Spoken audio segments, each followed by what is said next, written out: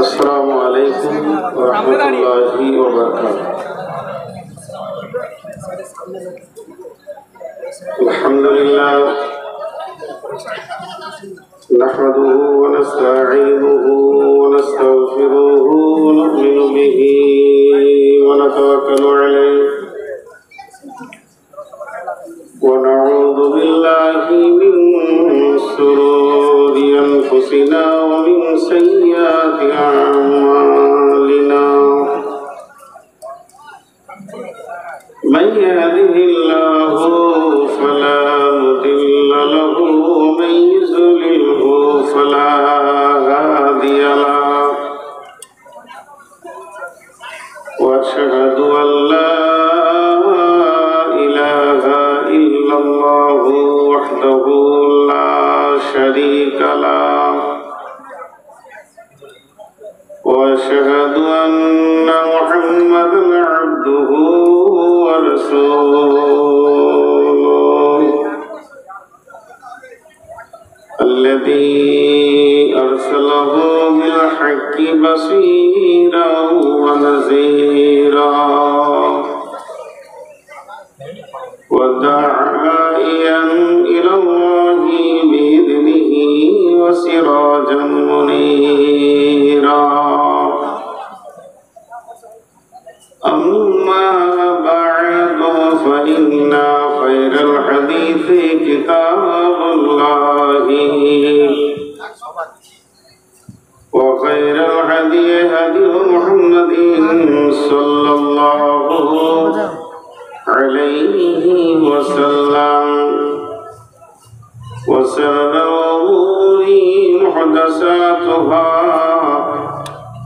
وكل محدثة بدعة وكل بدعة ضلالة وكل ضلالة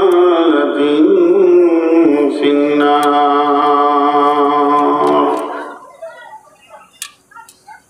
فقد قال الله تبارك وتعالى في كلامه المجيد وفرقانه الحميد. أعوذ بالله من الشيطان الرجيم.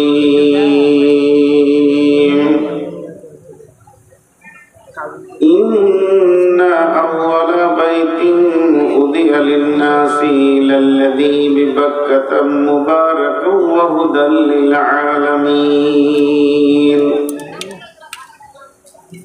فيه آيات مقام إبراهيم ومن دخله كان آمنا ولله على الناس حج البيت من استطاع إليه سبيلا. بسم الله الرحمن الرحيم. إنما يأمر مساجد الله من آمن بالله واليوم الآخر وأقام الصلاة وآتى الزكاة ولم يخش إلا الله فعسى أولئك أن يكونوا من المهتدين. بسم الله الرحمن الرحيم.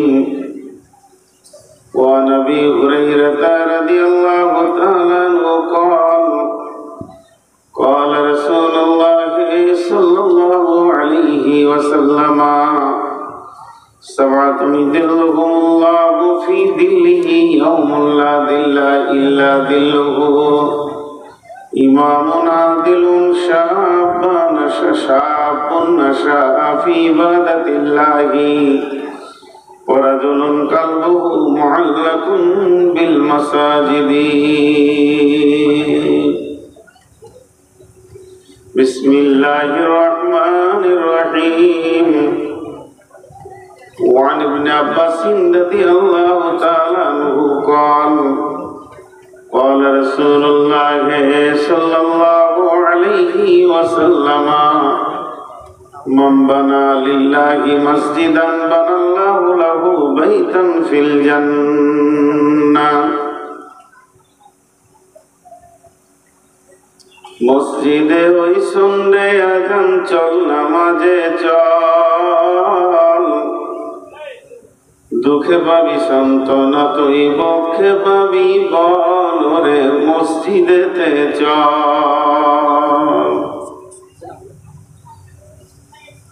হাজার কাজের ওসিলাতে নামাজ করিস কাজা খাজনা তার দিলি না গো যে দুনিয়ার রাজা তাকে পাঁচবারে তুই করবি স্মরণ তাতেও কেন ছল ওরে চল নামাজে চল দুঃখে পাবি সান্ত্বনা তুই বক্ষে পাবি বল ওরে মসজিদেতে চল কার তরে তুই মরিস খেটে কে হবে তোর সাথী বেনামাজির আন্ধার ঘরে কে জ্বালাবে বাতি হায়রে কে জ্বালাবে বাতি আল্লাহর নামে শির লোটায়ে জীবন কর সফল ওরে চল নামাজে চল দুঃখে পাবি সান্ত্বনা তুই বক্ষে পাবি বল ওরে মসজিদেতে চল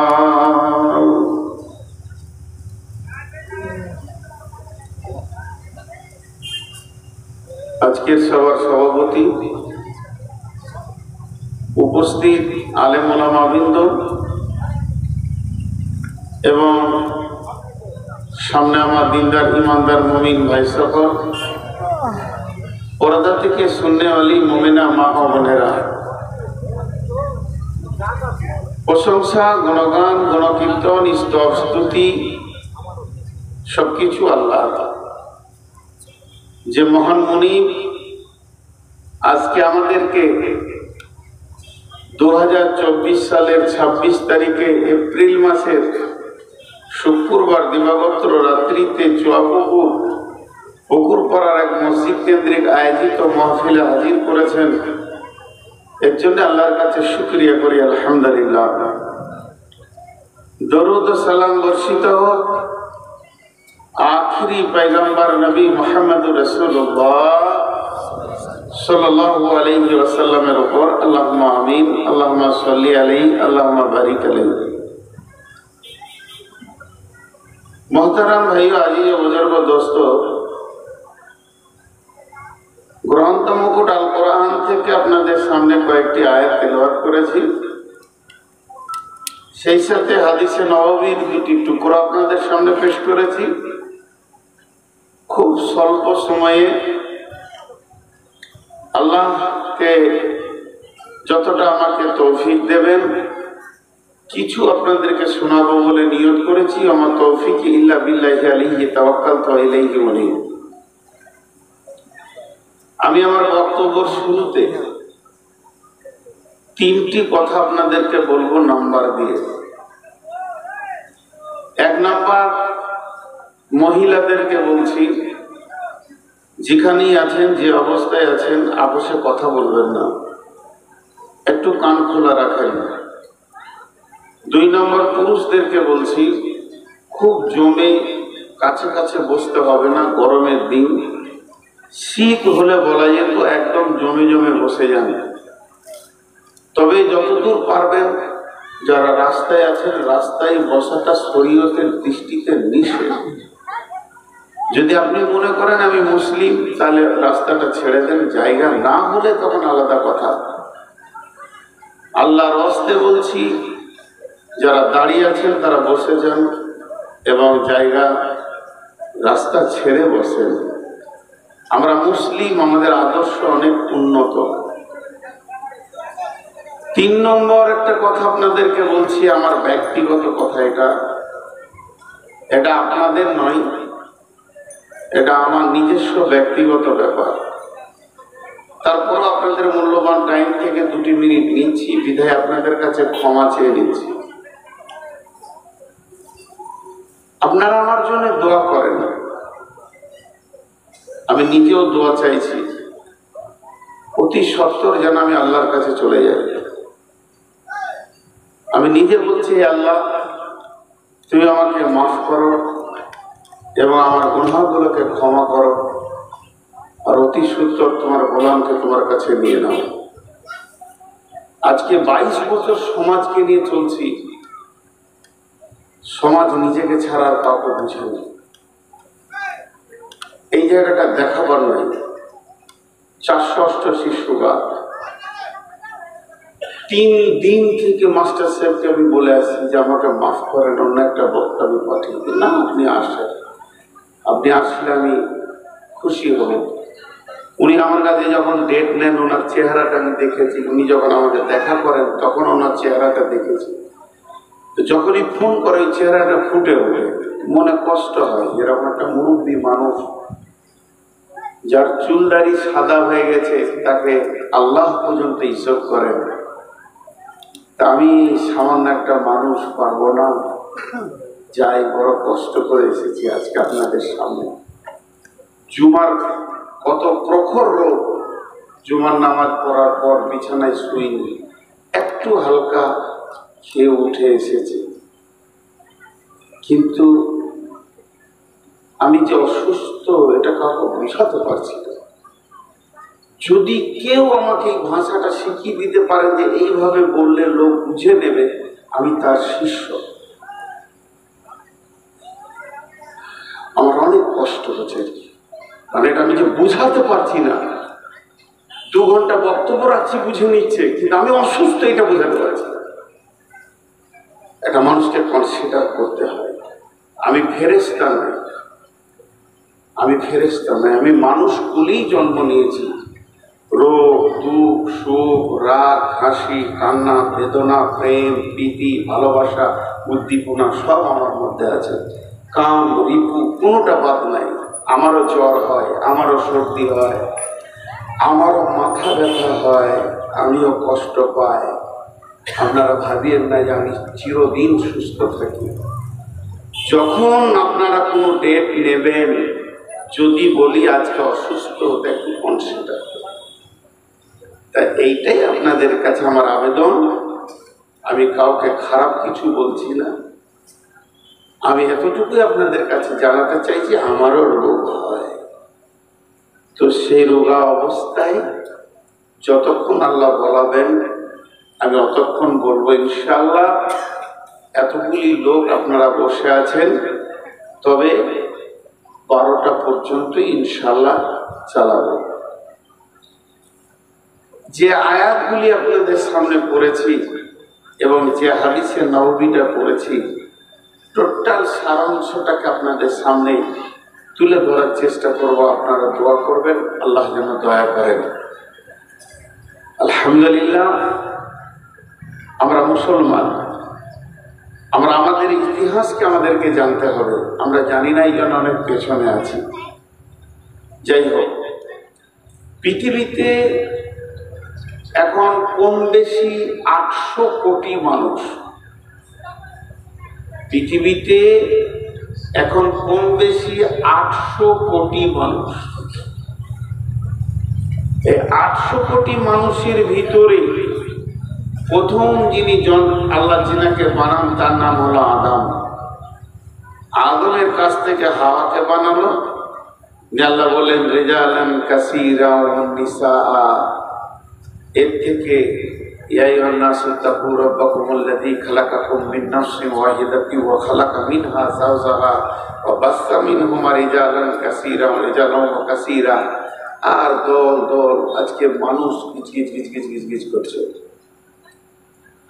চায়না, চীন বলে একটা দেশ আছে, 2টো ভাইরাস পৃথিবীতে দিয়েছে। একটা দিল কি করোনা, যা গোটা কোনো রকম ইঞ্জেকশন নিয়ে হ্যাঁ করে ওকে তেরে পারা গেল।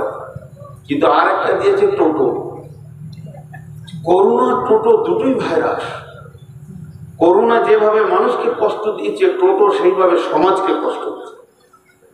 আর আল্লাহ তাআলার কারিশমা, যার বিবেক মেরে দেয় তাকে টোটো কেনার পয়সা দেয়। ও মাঝে ছাড়া যাবে না রোডে, ওর হুঁশি নেই। ওর টাকা দেওয়ার আগে ওর বিবেক বিবেকটা মেরে দেয়, তারপরে টোটো কিনতে যাই। এই দুটি ভাইরাস বিশ্বকে ছড়িয়ে দিয়েছে চাইনা। আর ইংরেজরা যখন ভারতবর্ষ থেকে চলে গেল, দুইটা ভাইরাস দিয়ে গেছে, একটা হচ্ছে বিড়ি আর একটা হচ্ছে চা। পঙ্গু করে দিয়েছে জাতিকে। তো যাই হোক, পৃথিবীর প্রথম মানুষ হলো কে? আদম আলাইহিস সালাম। তেমনি আজকে পৃথিবীতে কতগুলি যে ঘর আছে কোনো হিসাব নেই, কিন্তু ঘরের আবার ক্যাটালগ আছে। এটা বসত বাড়ি, এটা বাথান বাড়ি, এটা ফ্ল্যাট, এটা হলো টাওয়ার, এটা হসপিটাল, এটা এয়ারপোর্ট, এটা railway station, school, college, university, সবগুলো কিন্তু বাড়ি। আমি নাম বলছি কিন্তু সবগুলোই বাড়ি। ইউনিভার্সিটি, বাস স্ট্যান্ড আর বিমানবন্দর, যা কিছু সবগুলি বাড়ি। দোকান, এটাও বাড়ি। শোরুম, এটাও বাড়ি। শপিং মল, এটাও বাড়ি। এত বাড়ি হয়েছে, কিন্তু প্রথম বাড়ি কোনটা?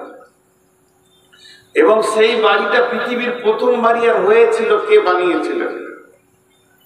সেই বাড়িটা হলো কাবা, আল্লাহ।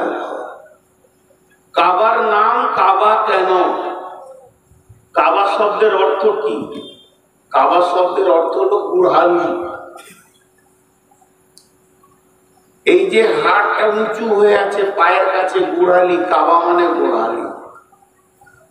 কাবা মানে গুড়হালি। কোরআনে আছে, ফাগসিলু উজুহাকুম ওয়া আইদিয়াকুম ইলাল মারাফিকি ওয়ামসাহু বিরুউসিকুম ওয়া আরজুলুকুম ইলাল কাবাইন। কাবাইন মানে দুইটি গোড়ালি। কাবা মানে একটা গোড়ালি, কাবাইন মানে দুইটি গোড়ালি। তোমরা দুটো গোড়ালি পর্যন্ত ধুয়ে নাও। তো কাবা মানে গোড়ালি। এই ঘরটা কখন বানানো হলো? এর দুইখানা ইতিহাস আছে, মতান্তর করা আছে।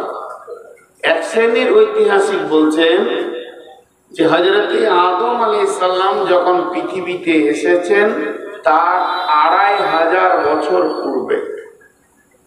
আদম পৃথিবীতে নয়, আদমকে জন্ম সৃষ্টি করার 2500 বছর পূর্বে।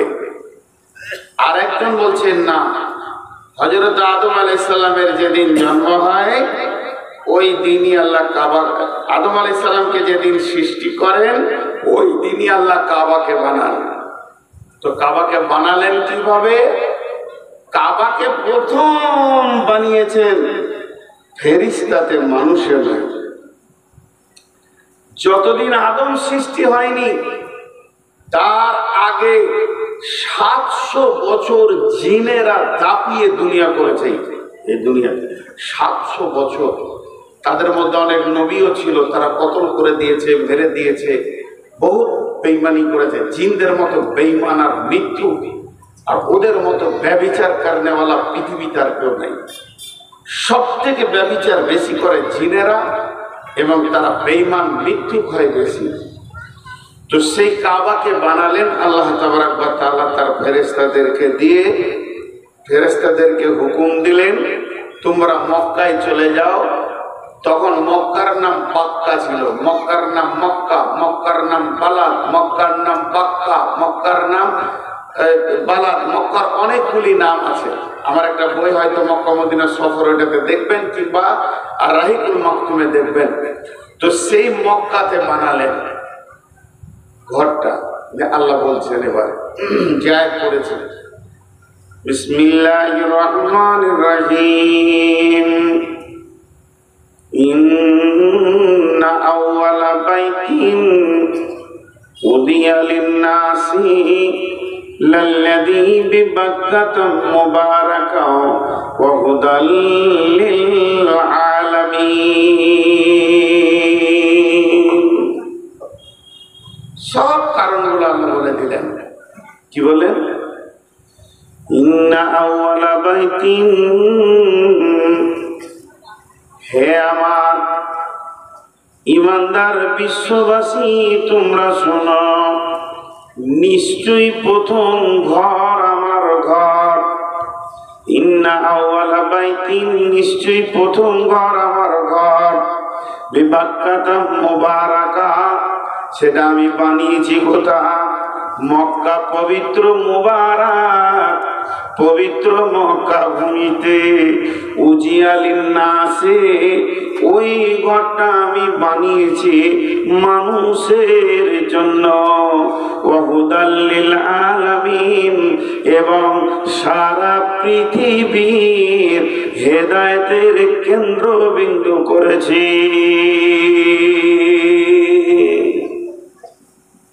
চারটা পাঁচটা কথা এখানে ঢুকে গেল, আমি এগুলোকে একটা একটা করে আপনাদের সামনে ভাঙিয়ে বলি। প্রথম নম্বরে ঢুকলো ঘরটা প্রথম তৈরি। তাহলে কি আল্লাহর ঘরের প্রয়োজন আছে? আপনার আমার যেমন বাড়ি ঘরের প্রয়োজন, ঝড় বৃষ্টি রোদ থেকে বাঁচতে গেলে, তাহলে আমার আল্লাহর কি ঘরের প্রয়োজন আছে? আল্লাহর কি বিছানার প্রয়োজন? আল্লাহর কি খাটের প্রয়োজন? না। রব্বুল আলামিন আছেন কোথায়? আর রহমানুল আরশিস ইস্তাওয়া, আমার রব আরশের মধ্যে রয়েছেন, সেখানেই তিনি সমাসীন। তবে তিনার কোনো ঘরের দরকার নেই। মানুষের যেমন বস্তুর প্রয়োজন, আমার রবের কোনো প্রয়োজন নাই। প্রয়োজন শব্দটা রবের সঙ্গে লাগবে না। তিনি নিজেই বলেছেন আল্লাহুস সামাদ, ওই আল্লাহ অপ্রয়োজন কোনো তাওয়াক্কা করে না, কোনো মুখাপেক্ষী নাই, মানুষের মুখাপেক্ষী নাই, বস্তুর মুখাপেক্ষী নাই। সারা পৃথিবী সাজদা করলে আল্লাহ আল্লাহ, সারা পৃথিবী সাজদা ছেড়ে দিলেও আল্লাহ আল্লাহ, সারা পৃথিবী আল্লাহর বিরুদ্ধে চলে গেল আল্লাহ আল্লাহ। এই জায়গাটা আল্লাহর কেউ কমাতে বাড়াতে পারবে না। অতএব আল্লাহর কোনো বস্তু বা ঘরের প্রয়োজন নাই। আল্লাহ এতটুকুই বললেন, ওই ঘরটা আমি রাখলাম, ওই ঘরটা আমি বানালাম উজিয়ালিন নাসি, মানুষের জন্য, বিবাক্কাতাম মুবারাকা, পবিত্র ভূমি মক্কাতে। এই ঘরটা আমার ঘর, কিন্তু মানুষের জন্য। ঘরটা আমাদের জন্য, ঘরটা আমাদের জন্য, আল্লাহর ঘর, কিন্তু জন্য আমাদের, প্রয়োজনটা আমাদের। ওই ঘরটা আমরা ব্যবহার করব। একটা উদাহরণ দিব। আপনাদের এই চুয়াপুকুর, এটা কোন পঞ্চায়েত? জি, আচ্ছা, আপনাদের তো লালগোলা থানা না? লালগোলা থানা। তো লালগোলা থানাটা যতটা বর্গ কিলোমিটার হোক, লালগোলা থানাটা যতটা বর্গ কিলোমিটার হোক, লালগোলা থানার অফিসটা কি অত বড়? অফিসটা তো 1-1.5 বিঘে হয়তো জুড়ে আছে, কি 2 বিঘে জুড়ে। কিন্তু আমি যদি বলি এই জায়গাটা লালগোলা, এটা মুর্শিদাবাদ, এটা লালগোলা, বলা ভুল হবে না। কেন? ওই জায়গাটা অফিস করলো, এই জায়গাটা একটা সীমারেখা দিয়ে বলা হলো তোমরা লালগোলা থানার অধীনে। কেন অফিসটা কেন করা হলো? অফিসটা যদি নাই থাকতো, ওই ঘরটা যদি নাই থাকতো, কি চলতো না? চলতো।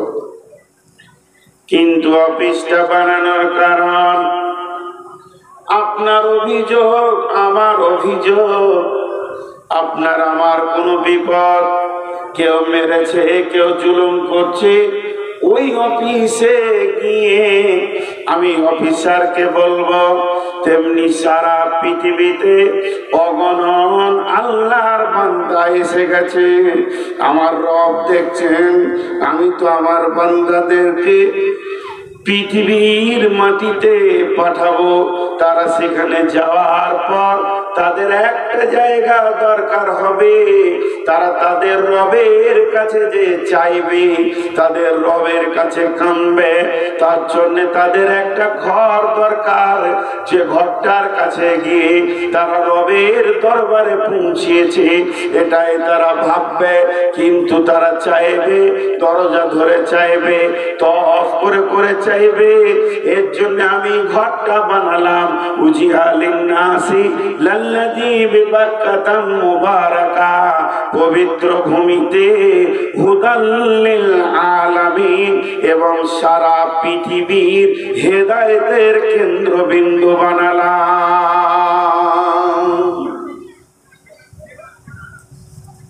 ছোট্ট একটা কথা বলে রাখছি, আমি জীবনে ফতোয়া দিই না, কিন্তু আমার এই ব্যক্তিগত ব্রেন থেকে একটা কথা বলে রাখছি। আমি যতটুকু উপলব্ধি পেয়েছি, খালি জেনে রাখবেন, একটা কথা বলছি, সেটা মুখস্থ করেলেন, ব্রেনে ভরেলেন।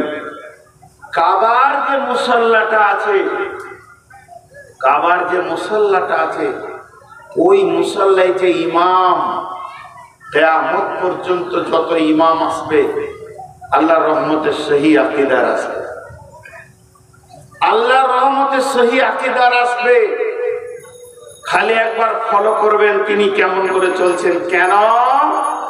আল্লাহ কোরআনে বললেন যে আমি এই ঘরটাকে বিশ্বের মানবের হেদায়েতের কেন্দ্রবিন্দু বানালাম, সেই আকীদা বানালাম, সেই ঈমান মানবে, এই জায়গায় আসবে, তারা বিশ্ব সম্মেলনে হাজির হবে। তাহলে এই ঘরটার মূল্য কম নেই। একটু আগিয়ে যাই, ফীহি আয়াতুম মাকামু ইব্রাহিম, ফীহি আয়াতুম মাকামু ইব্রাহিম। আল্লাহ বলছেন, আয়, তোদেরকে আমি দাওয়াত দিয়েছি, আয়, কিন্তু তোরা ওখানে এসে কি দেখবি? এটা কালো ঘর, জি না, সেটা দেখার কথা বলেননি। তবে যেটা দেখার কথা আল্লাহ বলছেন, ওই কাবার চত্বরের ভিতরে একটি জিনিস দেখবি তোরা, যেটা দেখার জন্য ডাকছে। সেখানে রয়েছে মাকাম ইব্রাহিম।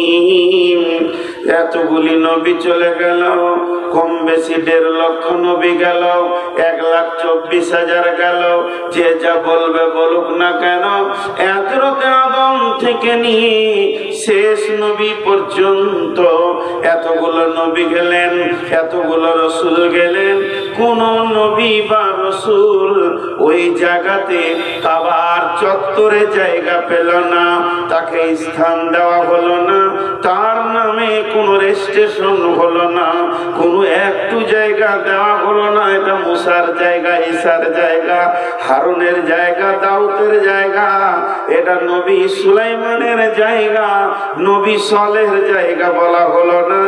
একটা নবীকে কেন্দ্র করে বলা হলো ফীহি আয়াতুম মাকাম ইব্রাহিম, যেটা কাবার দরজা, ওই দরজার সামনে রয়েছে ইব্রাহিমের জায়গা।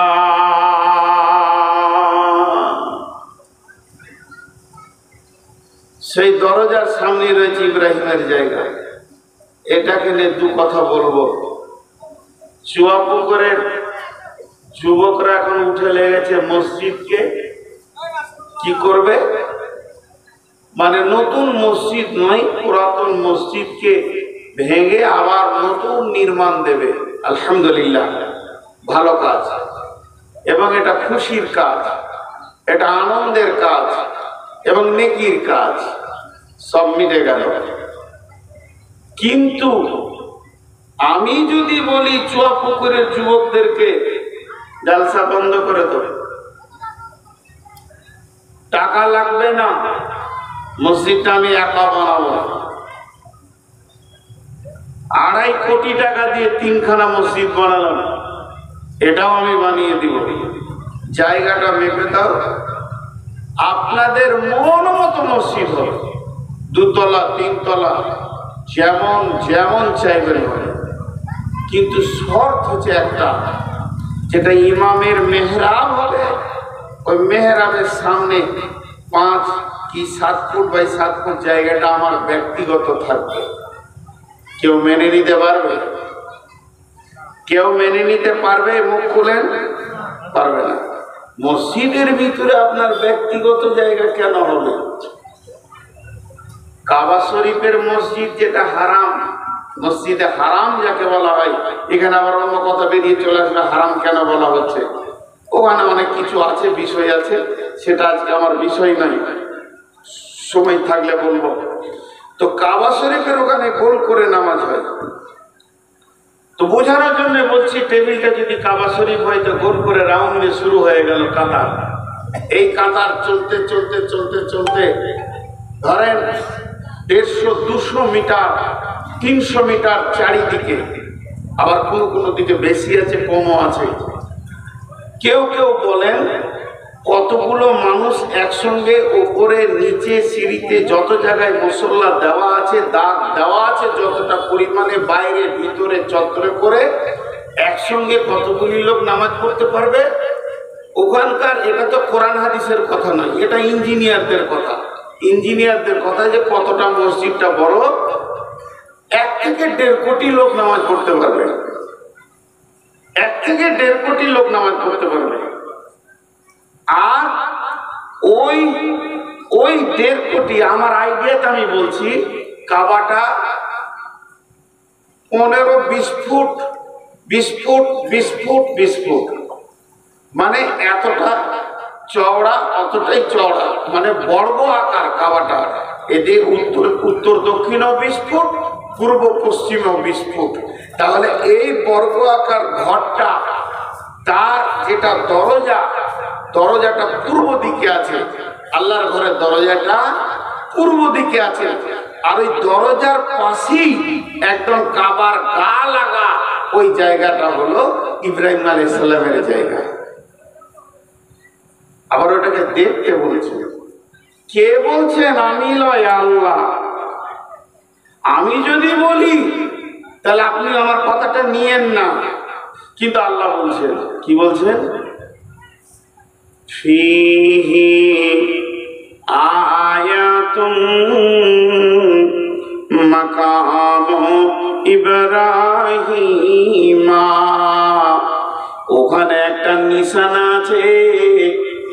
নিশানা মানে নিদর্শন। সূর্য উঠে ডুবে, এটা একটা নিদর্শন। রাতের পরিবর্তন, দিন রাতের পরিবর্তন, আল্লাহকে পাওয়ার নিদর্শন। আসমান মাথায় আছে, একটা নিদর্শন। আয়াত মানে নিদর্শন। জমিনটা আল্লাহ বানিয়েছেন, এটা একটা নিদর্শন। আল্লাহর যতগুলি নিদর্শন আছে, এই নিদর্শনের ভিতরে ফিহি, ওই কাবার ভিতরে আয়াতুম, এমন একটা আল্লাহ নিদর্শন রেখেছে, একটা নবীকে কেন্দ্র করে তার দিকে যেন মানুষের নজরগুলো চলে যায়। মাকাম ইব্রাহিমা, ইব্রাহিমের জায়গা। আবার ইব্রাহিমকে কত আল্লাহ সম্মান দিলেন, তার নামটা কোরআনে উল্লেখ করে দিলেন। শুধু এই পর্যন্ত নয়, ইব্রাহিমের পদচিহ্ন একটা পাথরের উপরে উনি দাঁড়িয়ে কাবার তামির দিয়েছেন, কাবাকে কেটেছেন। যত কাবা উপরে উঠেছে, আল্লাহর কুদরতে পাথর উঠেছে, সেই পাথরটা আজও কাবার চত্বরে আল্লাহ রেখে দিলেন। এটাও নিদর্শন, নিদর্শন। হে মসজিদ বানানেওয়ালা, হে মসজিদ মানেওয়ালা, হে মসজিদের তামির দেনেওয়ালা, একবার ইব্রাহিমের নিদর্শনের দিকে খেয়াল করো। আল্লাহ কত সম্মান বাড়ালেন। ফিহি আয়াতুম মাকাম ইব্রাহিম। ইব্রাহিম চলে গেলেন, ইসমাইল চলে গেলেন, সব নবী শেষ। ঈসা নবী চলে গেলেন, শেষ নবী এলেন, শেষ নবী শেষ নবীর সাবে মেরাজ হলো। আমি লম্বা ঘটনাকে শর্ট করছি। সাবে মেরাজে 5 ওয়াক্তের নামাজ এলো। সালাত যখন পেলেন তো মদিনা মানওয়ারায় বিশ্বনবী যখন গেলেন তখন কেবলা ছিল কোন দিকে মুখ করে নামাজ পড়তে হতো। আজকে বর্তমানে ফিলিস্তিনে যে মসজিদে আকসা রয়েছে এইটা ছিল প্রথম কেবলা, ওই দিকে মুখ করে নামাজ পড়তে হতো। আর ওই দিকে মুখ করে নামাজ পড়তে পড়তে আসরের নামাজের সময় আবার আল্লাহ ঘুরিয়ে দিলেন, তোমরা ওই দিকটা ছেড়ে দিয়ে মক্কার কাবাকে কেবলা করে লাও। লম্বা ঘটনা আছে। 2 রিকাত নামাজের দ্বিতীয় রিকাতে আল্লাহ রসুল রুকুর হালাতে ছিল ফিলিস্তিনের দিকে, মসজিদে আকসার দিকে। আর জিবরাইল আমিন কানে কানে বলে দিলেন যে আল্লাহ রসুল আপনি এবার আছেন তো ধরেন ওটা উত্তর দিক হবে, মদিনা থেকে আছেন তো উত্তর দিকে, হয়ে যান দক্ষিণ দিকে। আল্লাহ রসুল উঠে দাঁড়িয়ে গেলেন, আল্লাহ আকবার আর বললেন না। সাহাবীরা রুকুর হালাতে আছেন, কাতারকে ফাড়তে ফাড়তে ফাড়তে ফাড়তে গিয়ে শেষ কাতারে ওই দিকে মুখ করে রুকু করে নিলেন। আর সাহাবীদেরকে বলে তোমরা ঘুরে যাও। পুরা কাতার আপনাদের মসজিদে ছিল এই দিকে, হয়ে গেল এই মুখে, দরজা মুখে হয়ে গেল।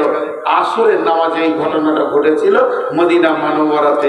তারপরে যখন কেবলা হয়ে গেল কাবাটা, এই যেটা বর্তমানে আছে মক্কাতে, আল্লাহ রসুল এবার সফরে এসছেন, উমরাতে এসছেন, হজে এসছেন, নামাজ পড়বেন, কেবলাকে সামনে রেখে নামাজ পড়বেন। তো মুসল্লাটা হাতে নিয়ে দেখেন কত মজার কথা। মুসল্লাটা হাতে নিয়েছে, হাতে নেওয়ার পর কোন দিকে বিছাবো গো, কোন দিকে বিছাবো, আর কোথা বিছিয়ে নামাজ পড়বো আমি? এ তো চারিদিকে নামাজ হবে। এবার আমাদের রমজানে যে উমরায় গিয়েছিলাম, হোটেলটা যেদিকে ছিল পূব দিকেই নামাজ পড়ে এলাম। সূর্য উঠছে ওই মুখী নামাজ পড়ছি, কারণ হোটেলটা পশ্চিম দিকে ছিল কাবা। তো কোন দিকে বিছাবো?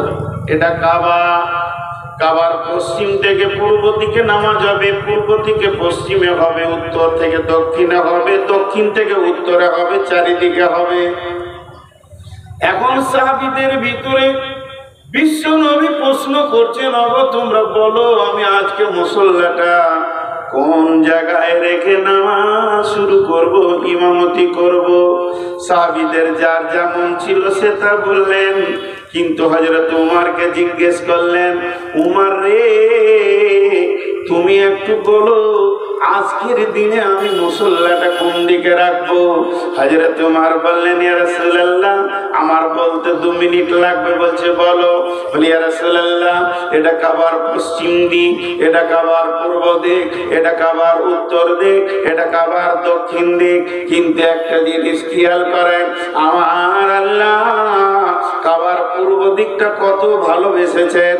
কাবার পূর্ব দিকে রয়েছে হাজরে আসওয়াদ, কাবার পূর্ব দিকে রয়েছে জমজমের কূপ, কাবার পূর্ব দিকে রয়েছে সাফা মারওয়া, কাবার পূর্ব দিকে রয়েছে আল্লাহর ঘরের দরজা, আবার কাবার পূর্ব দিকেই রয়েছে আপনার দাদার বংশের পদচিহ্ন ইব্রাহিমের, আবার কাবার পূর্ব দিকেই রয়েছে জায়গাটা ইব্রাহিমের। আল্লাহ তাকে কত ভালোবাসে, এত বড় পরিধি মসজিদের ভিতরে সামান্য জায়গা ইব্রাহিমকে তুলে দিয়েছে। আর আপনি ওই বংশের সন্তান, আপনি সেই বংশের গৌরব, আপনি সেই বংশের সুসন্তান, আপনি সেই বংশের আখিরি নবী।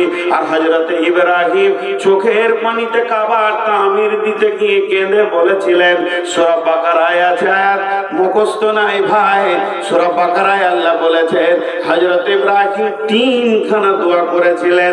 তার মধ্যে একটা দোয়া ছিল, আমার ইসমাইলের বংশধরের প্রতীক চিহ্ন যেন পৃথিবী থেকে নিশ্চিহ্ন না হয়ে যায়, ইসমাইলকে যেন আল্লাহ কায়েম রাখো, আমার ইসমাইলের নাম যেন কিয়ামত পর্যন্ত থাকে, তাহলে না আল্লাহ তাবারক ওয়া তাআলা সেই ইসমাইলের বংশের নিসাল থেকে আখিরি নবীকে নিলেন। হযরত উমর বলছেন, ইয়া রাসূলুল্লাহ, আপনি আপনার বংশের পরিচয়কে রাখার জন্য আপনার দাদার জায়গাতে মুসল্লাটা রেখে নামাজ শুরু করে দেন।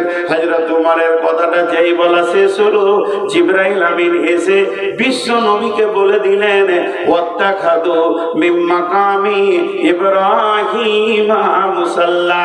হযরত উমর যেটা বলেছেন আমার আল্লাহকে ওটাই ভালো লেগে গেছে। ও নবী মুহাম্মদ, তুমি মুসল্লাটা ওই জায়গায় রেখে নামাজ শুরু করে দাও যেখানে ইব্রাহিমের জায়গা। আজও কাবার ইমাম দাঁড়ায় কোথায়? মাকামে ইব্রাহিমে দাঁড়ায়। আজও ইমাম সেখানে নামাজ পড়ায়। রেজিস্ট্রেশন হয়ে গেছে কোরআনে। এটা লালগোলার রেজিস্ট্রি অফিসের রেজিস্ট্রি নয়, এটা আমার বর্তমানের রেজিস্ট্রি অফিসের রেজিস্ট্রি নয়, এটা স্বয়ং আল্লাহ রেজিস্ট্রি করেছেন। দুইটি জিনিসকে কোরআনে পৃথিবীর কোনো বাদশা কেটে দিতে পারবে না, পৃথিবীর কোনো নবী কেটে দিতে পারবে না। একটা হলো, এটা হলো মাকাম ইব্রাহিম, এটা ইব্রাহিমের জায়গা, ওটা পৃথিবীর কেউ অন্য নামে করে দিতে পারবে না, স্বয়ং আল্লাহ দিয়েছেন ওটা। আর দ্বিতীয় হলো তুমি মুসল্লা রাখো এখানে, এটা আমার রব বলে দিয়েছেন। আজও মুসল্লা সেখানেই রাখা হয়।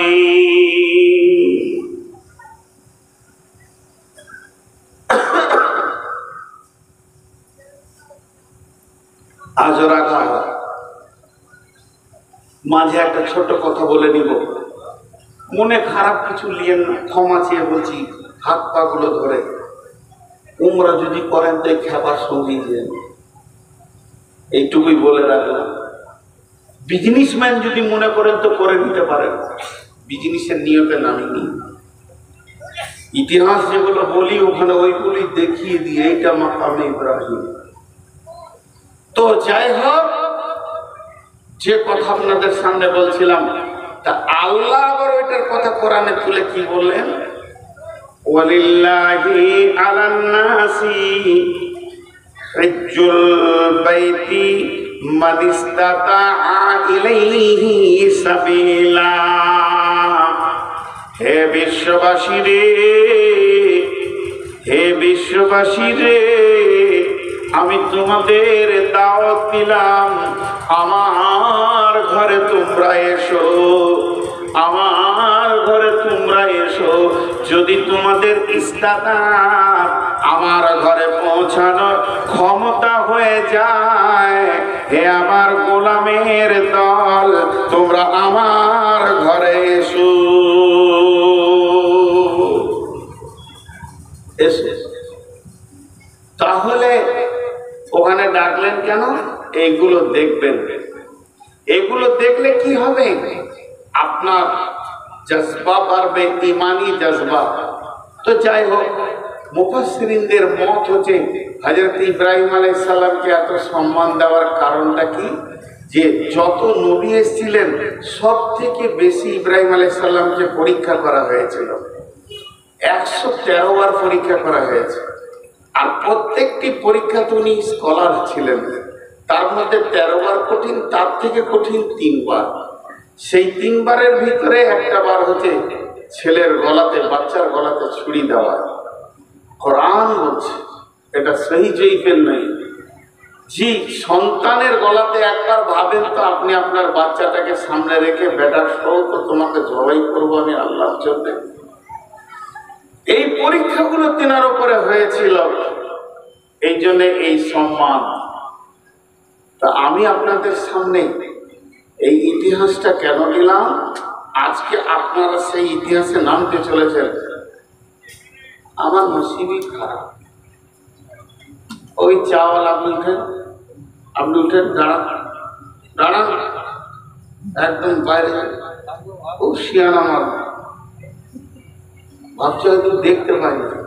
আমার কাজই হল সোজা লালগোলা স্টেশন, নাহলে বহরমপুর। তো এটা হলো একটা ছোট্ট ইতিহাস বললাম। কেন বললাম? বিভিন্ন জিনিসকে নিয়ে মতান্তর হয়েছে, বেশ কিছু জিনিস নিয়ে। মসজিদ পৃথিবীর প্রথম কোনটা? কেউ বলছে কাবাটা, কাবা তো কেবলা, ওখানে যে মসজিদ আছে মসজিদটার নাম হারাম, মসজিদটা বলছে এইটা প্রথম। আর একটা দলিল এসছে পৃথিবীর প্রথম মসজিদ হচ্ছে মসজিদে নববী। কিন্তু আরো একটা দলিল আছে, এই রসুলের কমপ্লিটলি ইসলাম যখন এসেছে তখনকার প্রথম মসজিদ মসজিদে কুবা। নানা রকম কথা। যাই হোক, মসজিদ বিশ্বনবী বানিয়ে গেছেন, বিশ্বনবী বানিয়ে গেছেন। আল্লাহ বলছেন বিসমিল্লাহির রহমানির রহিম, ইন্নামা ইয়ামুরু মাসাজিদাল্লাহি মান আমানা বিল্লাহি ওয়াল ইয়াউমিল আখির ওয়া আকামাস সালাতা ওয়া আতাজ যাকাতা ওয়া লাম ইয়াখশা ইল্লাল্লাহ ফাআসা উলাইকা আইয়াকুনু মিনাল মুহতাদিন। মাঝে একটা কথা ছাড়া গেছে বলিনি, এই কাবাটা অনেকবার বানানো হয়েছে, কিন্তু একবার দুবার নয়, অনেকবার অনেকবার। আদমের জামানায় হয়েছে, সব নবীর জামানায় ওটাকে মানে আপনারা যেমন মসজিদকে বানাচ্ছেন এইভাবে বানানো হয়েছে। শেষ নবীর জামানাতে হয়েছে, শেষ নবীর বাচ্চা অবস্থায় হয়েছে, ইতিহাস আছে। তো বিভিন্ন ভাবে বানানো হয়েছে। তো তার মধ্যে আল্লাহ এবার কি বলছেন, যারা মসজিদ বানাবে তাদেরকে বলছেন, আপনাদেরকে একটা ছোট্ট করে কথা জিজ্ঞেস করি, একটু হালকা আওয়াজে উত্তর দিবেন, চিল্লাতে হবে না, যাতে করে আমি বুঝতে পারবো যে আপনারা মন দিয়ে শুনছেন। সেটা হচ্ছে যে মসজিদ ভাঙা গোনা না নাকি? ভাঙা মসজিদ ভাঙা গোনা না নাকি? কোনো উত্তর পেলাম না। আচ্ছা, আপনারা চুপ করে আছেন কি করে? ধৈর্য ছিল, কথা বলছেন না কেন? আরে ভাই, আপনি যদি কথা না বলেন আমাকে কেমন লাগবে? আমি যদি আপনার কথার উত্তর না দিই তো আপনাকে কেমন লাগবে? মসজিদ ভাঙা গোনা না নাকি? গোনা। আর বানানো নেকি, এটাই আমরা জানি। তামির, ইন্নামা ইয়ামুরু, ইয়ামুরু শব্দের অর্থ হলো মসজিদের কল্যাণকর হবে ওরা, কল্যাণকর, ভালাই করবে, দেখভাল করবে, বানাবে শব্দ নয়। তাহলে প্রয়োজনে ভাঙতে হবে, তখন ভাঙলে নেই, আবার করতে হবে, করলে নেই। এখন এই মসজিদটা ভাঙতে হবে, অর্ডার হয়েছে, টাকা পয়সা হয়ে গেছে, মাল এসে গেছে। জি, আমাদের এলাকায় আমি যে মসজিদ করলাম তো দুইটা মসজিদ, তিনটা মসজিদ ভেঙেই বানানো হলো। একটা জিসিবি কে বললাম যে ভাই মসজিদটা কালকে ভেঙে দাও, বলছে ওই কাজ কি আমি করি? ওখানে কি বুঝায়? অনেকবার বললাম তুমি যা নেবে নেবে, খালি ভেঙে ট্র্যাক্টরে তুলে দাও। না হুজুর, আপনি যা বলবেন সব করবো, কিন্তু এই কাজ করতে পারবো না। ওর ধারণাটাই খারাপ। মসজিদ ভাঙলে নাকি এখন যদি মসজিদটা ভাঙতে হয় লিভার খরচা হবে 20,000 টাকা, কিন্তু যুবকরা বলছে না আমরা ভেঙে দিব, কাউকে দিব না। এবার যদি ধীরে ধীরে ভাঙেন তো অনেক মাল পেয়ে যাবেন, খবরদার জিসিবি দিয়ে ভাঙবেন না, ধীরে ধীরে ভাঙবেন তো ইট অনেক পেয়ে যাবেন, অনেক মেটেরিয়ালস পেয়ে যাবেন। তো এবার কোন মসজিদ ভাঙলে নাকি ভাঙা হয়ে গেছে, এরপরে করলে নাকি তখন আবার ভাঙলে গোনা, আবার এখন না ভাঙলে গোনা। ভাইরা, আবার না ভাঙলে গোনা এটা নয়, না ভাঙলে আপনি নেকিতে শরীক হতে পারলেন না। আল্লাহ তাবারাক ওয়া তাআলা ভাষাটা ব্যাপক শব্দে বলেছেন, অনেক একটা শব্দে ব্যাপক অর্থ রয়েছে। ইন্নামা ইয়ামুরু মাসাজিদাল্লাহি, নিশ্চয়ই ওই লোকেরা আল্লাহর মসজিদের দেখভাল করবে, তারা দায়িত্ব নেবে, তাদের উপরে দায়িত্ব থাকবে, তারা মসজিদের চিন্তা চেতনায় মগ্ন থাকবে, মসজিদকে ভালোবাসবে।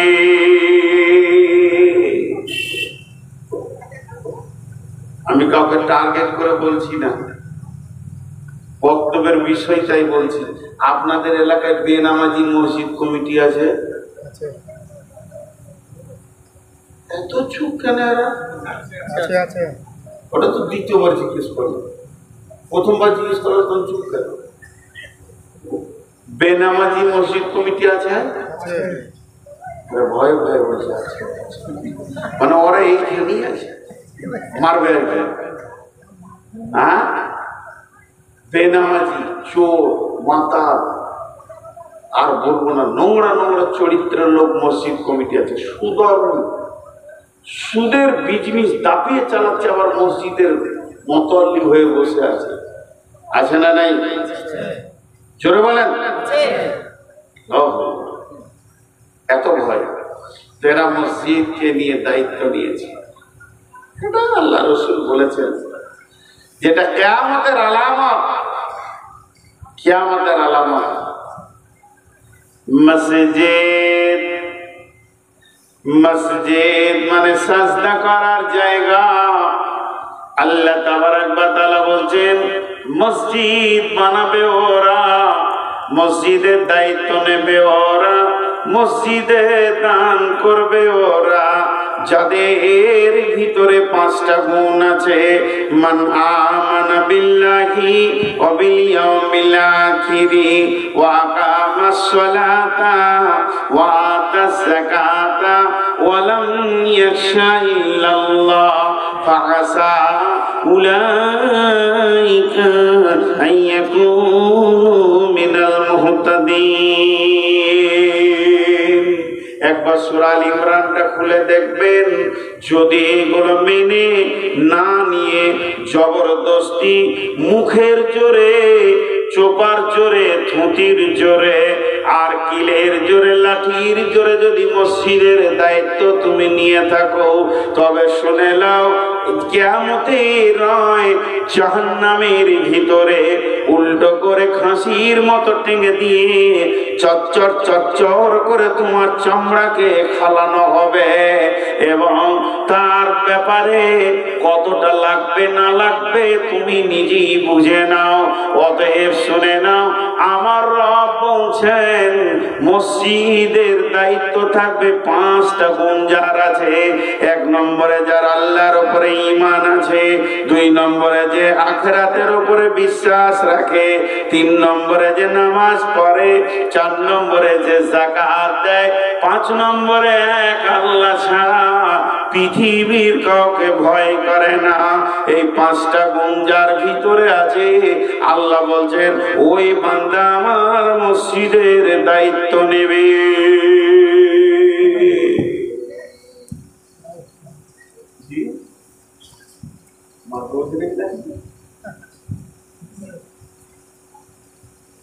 মারিয়ে না, কতক্ষণ হলো? আধা ঘন্টা হলো।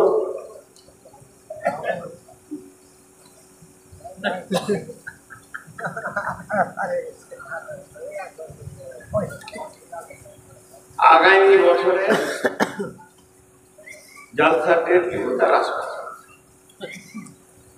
ডেট নিয়ে দেখবো, যারা 8টার মধ্যে দেবে, 2-3টে ডেট, এক ডেটই লিখবো, যারা তাড়াতাড়ি দিবে ওইটাতে চলে যাবে।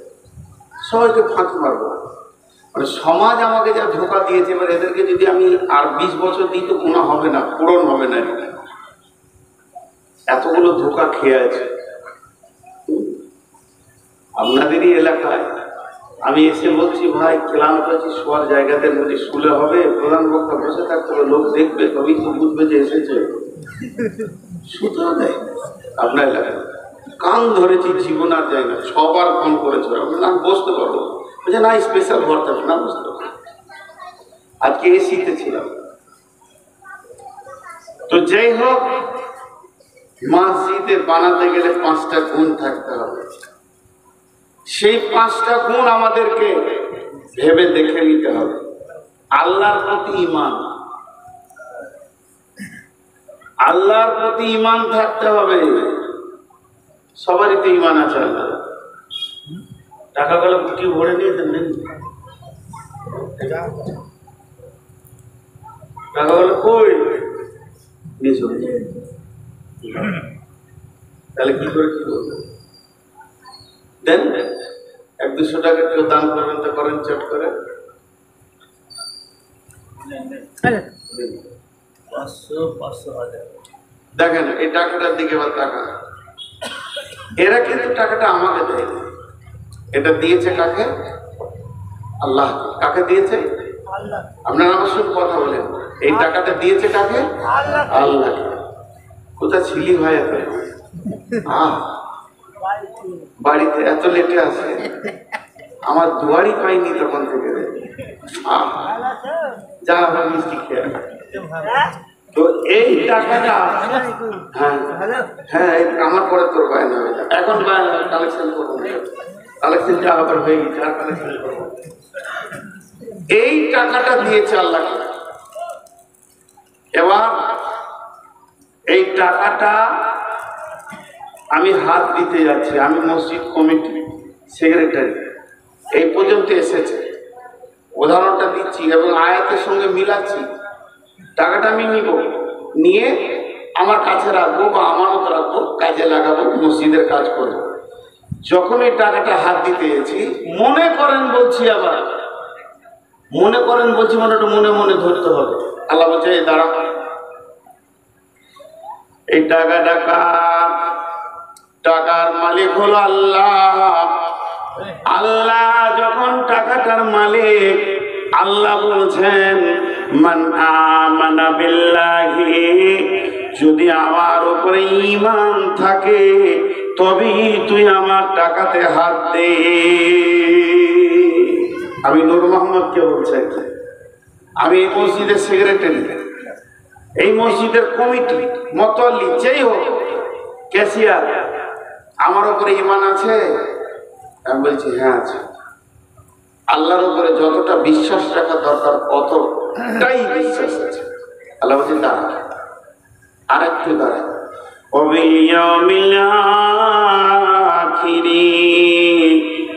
কঠিন কিয়ামতের দিনে তোর বিশ্বাস আছে কে বল? আবার আল্লাহ আমাকে দ্বিতীয় প্রশ্ন করলেন, কঠিন কিয়ামতের দিনের ব্যাপারে তোর বিশ্বাস আছে কি বল? আমি বললাম আল্লাহ হ্যাঁ আছে। তাহলে কিয়ামতের দিনটার নাম বল। কিয়ামতের নাম কিয়ামত, কিয়ামতের নাম মাহশর, কিয়ামতের নাম ইয়াউম, কিয়ামতের নাম ইয়াউমুল আযীম, কিয়ামতের নাম ইয়াউমুল ফসল, কিয়ামতের নাম কারিয়া, কিয়ামতের নাম হাক্কা, কিয়ামতের নাম সালা, কিয়ামতের একটা নাম হচ্ছে ইয়াউমুল হিসাব, সেটা হিসাবের দিন। ইয়াউমুল ফসল, সেটা চুদাইয়ের দিন।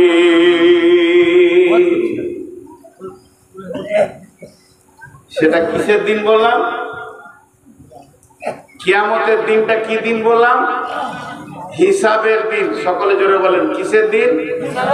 তাহলে আপনার সঙ্গে আমি দীর্ঘদিন বিজনেস করছি, আপনি আমার মহাজন, আমি আপনার কাস্টমার, এর হিসাবও হবে। এর হিসাব যখন হবে তখন এই মসজিদের আজকে রাতে কালেকশন হয়েছে 5 লক্ষ টাকা, আর আমি ক্যাশিয়ার মসজিদের টাকা। আচ্ছা ক্যাশিয়ার আবার রাগ করেন না, এখানে যে ক্যাশিয়ার আছে সে আবার রাগ করেন না। আমি টাকাগুলো নিয়ে গিয়ে বাড়িতে রাখলাম, যথারীতি মসজিদের যেমন কাজ করার সেরকম করলাম। আল্লাহ বলছে নিশ্চিত থাকবে। কেন? দেখবেন মাদ্রাসা, অনেকে বলে নূর মোহাম্মদ কেন মাদ্রাসা করেনি। আমি 3 বার মাদ্রাসা করেছি, কেউ জানে না। 3 বার মাদ্রাসা করে 3 বার তুলে দিয়েছি মাদ্রাসা, জায়গাগুলো দেখিয়ে দিই, প্রভাব আছে, কালেকশন করে নিয়ে আসছি। সেক্রেটারি বলছে, ক্যাশিয়ার বলছে টাকাটা দেওয়ার পর তোমাকে আর দেখতে হবে, তুমি যা করছো করো। লুটেরা, লুটেরা, ভালো ভাষায় বলে দিচ্ছি, লুটপাট করে খেতে চেয়েছে।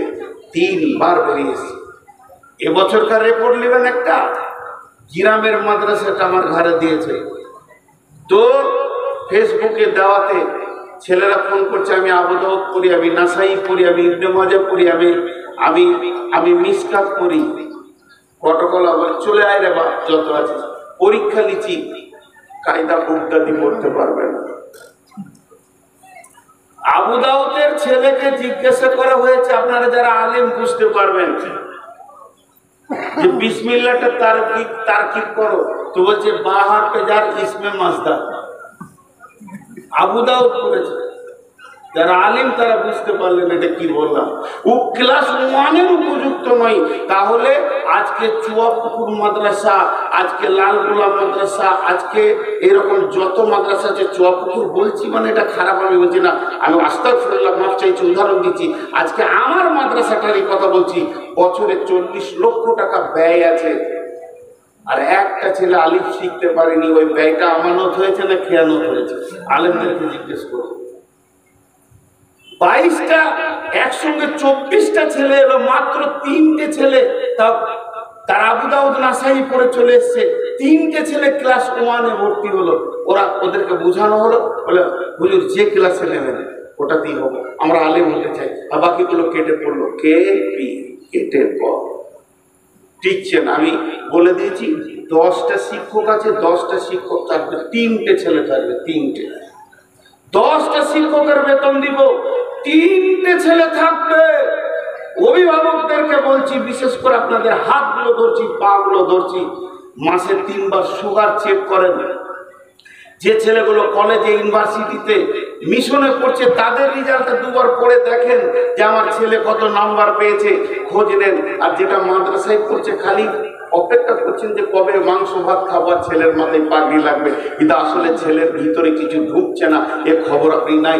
নিয়ে আসেন আপনার ছেলেকে চুয়াপুকুর মাদ্রাসায়, নিয়ে আসেন আপনার ছেলে কোন মাসে পড়ছে, আমি এখানকার হেড মৌলানাকে দিয়ে আপনার ছেলেটাকে টেস্ট করে দিব, দেখবেন ক্লাস 1-এর উপযুক্ত নয়। তবে সবগুলি কি তা নয়, সবগুলি কি তা নয়। তো আল্লাহ তাবারক ওয়া তাআলা বলছেন যে শোন, সেটা হিসাবের দিন, সেই দিন হিসাব হবে আমানতের খেয়ানতি। যেমন একবার মাদ্রাসার হিসাবে বসলেন, জি এটা আমার বেটার বাড়ি, এটা আমার মেয়ের বাড়ি, ওটা আমার ছোট বেটা, এটা বড় বেটার বাড়ি বানালাম, আমি আব্বা দাঁড়িয়ে বানালাম। ছেলেরা বিদেশে কাজ করে, বাড়ি বানাতে গিয়ে মিস্ত্রি বলল 20 প্যাকেট সিমেন্ট লাগবে। চলে গেলাম বাস স্ট্যান্ডে, সিমেন্টগুলো একটা গাড়িতে চাপালাম, মেশিন ভ্যানে বুটবুটিতে চাপালাম। গাড়িওয়ালা বলছে 20 প্যাকেট একসঙ্গে যাবে না, 50 প্যাকেট যাবে না। আমি বলছি পেছনে ঠেলতে ঠেলতে নিয়ে যাব। সেখানে গেলাম, আসলাম, আমার 1 টাকাও খরচা নাই, কারণ বাড়ি থেকে মুড়ি খেয়ে চা খেয়ে গেছে, আবার বাড়িতে এসে রুটি খাবো, কোনো খরচা নাই। যে আমি বাড়িটাকে তিলে তিলে লিভার বাঁচাচ্ছি, তিলে তিলে পয়সা বাঁচাচ্ছি, তিলে তিলে টাকাকে বাঁচিয়ে সুন্দর বাড়িটা বানালাম। আর যখনই মসজিদের দায়িত্বটা আমাকে দিয়ে দিল, আমি এবার ভাউচার বানাচ্ছি। চুয়াপুকুর টোটো ভাড়া হচ্ছে 10 টাকা, আবার ডাউন ভাড়া হচ্ছে 10 টাকা, 10 ব্যাগ সিমেন্টের দাম হলো 4000 টাকা, আর আমার টিফিনের ভাউচার হচ্ছে 550 টাকা। আল্লাহ যাই হলার মাপব, কারণ সেটা কিয়ামতের দিন। এর জন্য আল্লাহ কোরআনে বলছে, এই টাকাটা তুই হাত ধরে নূর মোহাম্মদ, যদি তোর কিয়ামতের বিশ্বাস থাকে, তুই জুমার দিনে লোককে হিসাব বুঝিয়ে দিবি।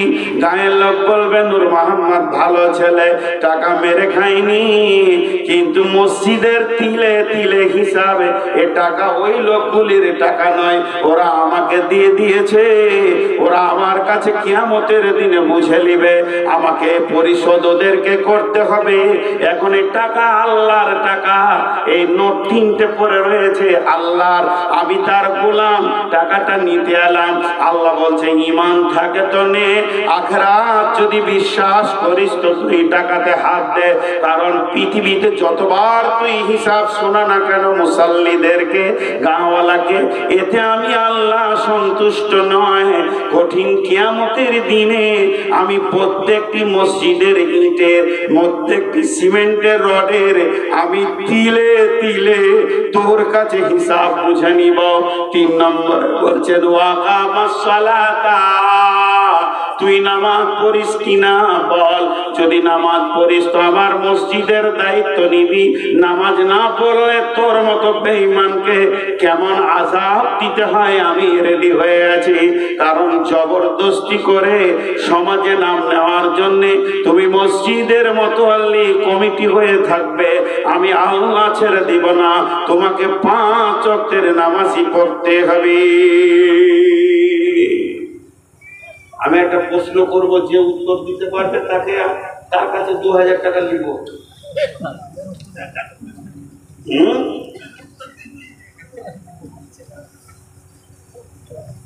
বলেন, আমার মা বাঁচা, এর উত্তর কি? আমার মা বাঁচা হয়? আমার মা বাঁচা, মা বাঁচা হয়? মা হয়ে গেল তার বাঁচা কি হবে? আমার খালা বাঁচা হতে পারে, আমার চাচি হতে পারে, কিন্তু আমার মা কে বলে? মা বাঁচা হয় না। 86 বছরের বৃদ্ধ লাঠি ছাড়া হাঁটতে পারে না, চোখের চশমা নাকের ডগে থাকে, আর ইউ হয়ে গেছে শরীরটা বেঁকে, রান্না করে খাচ্ছে। বৃদ্ধ আর বৃদ্ধা বেঁচে আছে, 86 বছর বয়স, 8টা ছেলে জন্ম দিয়েছে, 8টা তরুণ তাজা বেটা, 8টা বেটিগুলো তো বিয়ে হয়ে গেছে, 8টা বেটা 8টা বউ নিয়ে দাপিয়ে দুনিয়া করছে। মা আব্বা রান্না করে খেয়েছে। জনৈক আলিম দিয়ে বলছে, চাচি কেমন আছেন? চাচি হয়ে যাবে, ঘটনা সত্য, কোথাকার বলবো না। চাচি কেমন আছেন? বলে, বাঁধা মানুষ যেমন থাকে ওরকম আছি বাবা। মসজিদ বানাচ্ছে কিন্তু মসজিদ ঢুকবে না, মসজিদকে বাঁধা করে দাঁড়াবে। আল্লাহ বলছে, তুই মসজিদকে খেলতামাশা পেয়ে গেছিস না? সালাত আদায় করো, ওয়া আতাজ যাকাতা, ওয়া আতাজ যাকাতা। যে ব্যক্তি যাকাত দেয় না সে মসজিদ কমিটি হবে না, তার কাছে মসজিদের টাকা থাকবে না, এবং তার টাকাও মসজিদে নেওয়ার ব্যাপারে অনেক সন্দেহজনক কথা আছে। হাজি ভাই, আবার একটা উদাহরণ দিব, ধ্যান দিয়ে শুনেন। আমি আমার নাতনিকে কোলে নিয়েছি আর হিসু করে দিল।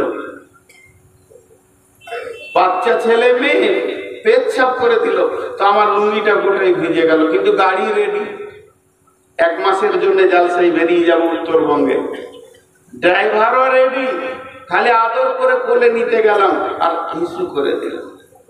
লুঙ্গিটা নিতেও হবে, আবার ছেড়ে গেলে হবে না, 3-4টা লুঙ্গি নিব। চট করে লুঙ্গিটা চেঞ্জ করে রেখে দিলাম, একটু আদু আদু করে ভাঁজ করে। আমার বিবিকে বললাম, লুঙ্গি 3 টাকা ভরে দাও তো, কিন্তু আসলে ওটাকে আলাদা ক্যারিতে ভরতে হতো, ও না পাক, ওটা আলাদা ক্যারিতে ভরতে হতো, তারপরে ব্যাগের সাইডে বা গাড়ির সাইডে ফেলে রাখতে হতো, যেখানে জালসা করতে যাবো ধুয়ে নেবো। কিন্তু আমার বিবি অত খেয়াল না করে 3-4টা লুঙ্গি জামা কাপড়টা ব্যাগে ভরে দিত। এবার কি করবো বলেন, কি করবো বলেন? কি সন্দেহ করে গেল? হে বেযাকাত, হে সুদারু, তোমার টাকা না পাক, তুমি বেঈমান, আল্লাহকে যাকাত দাওনি, অতএব আল্লাহর পবিত্র টাকা তোমার আলমারিতে ভরবে। এটা কেমন করে হয়? না পাকের জায়গায় পাক টাকা যাবে কেমন করে? বেযাকাত কোনোদিন তুমি দান করো না, আর বেযাকাত ওয়ালা মসজিদ কমিটিও হবে না, তার কাছে আল্লাহর টাকা থাকবে না। অতএব আল্লাহ বলছেন, যদি তুমি মসজিদ বানাতে চাও, মসজিদকে ভালোবাসো, যাকাত দেনেওয়ালা হয়ে যাও, ওয়া আতাজ যাকাত, তুমি পবিত্র হয়ে যাও, তুমি যাকাত দেনেওয়ালা হয়ে যাও। 5 তাহলে চারটা হলো। 1 নম্বর আল্লাহর উপরে ঈমান আনো, 2 নম্বরে আখিরাতের উপরে ঈমান আনো, 3 নম্বরে নামাজ পড়ো, 4 নম্বরে যাকাত দাও, 5 নম্বরে ওয়ালাম ইয়াখশা ইল্লাল্লাহ, আল্লাহ ছাড়া পৃথিবীর কাউকে ভয় করিও না।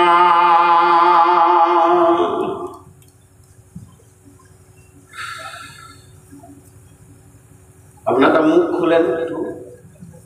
ভালো মানুষ, ইমানদার মানুষ মসজিদের কমিটি আছে না নাই?